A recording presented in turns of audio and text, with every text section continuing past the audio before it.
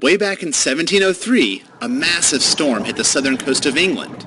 It was a hurricane known as the Great Storm, and it took over 8,000 lives.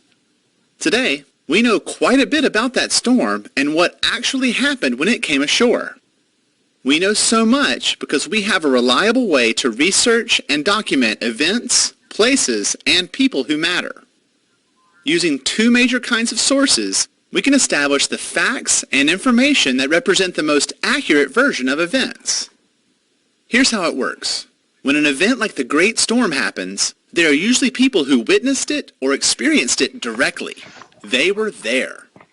In the Great Storm, these were residents living on the coast, weather observers, and ship captains, for example. No one else had better information than these people, and in many cases, they provided accounts of what happened via memoirs, interviews, creative writing, scientific documents, and more. These are the primary sources for research about the storm. If you were to write an article about the experience of the Great Storm, the primary sources would be considered the best information because it came from people who were actually there. But for your article, other sources of information may also be helpful.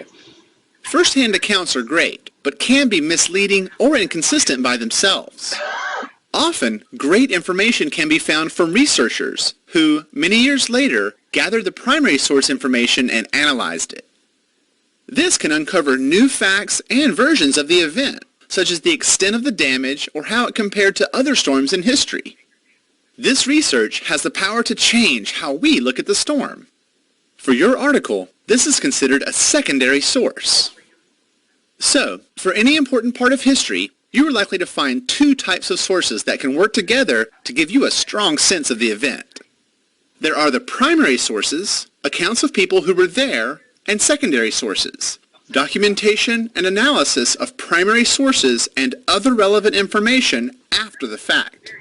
By understanding the types of sources you have and how to use them in your projects, you can bring your audience the best experience and most accurate information.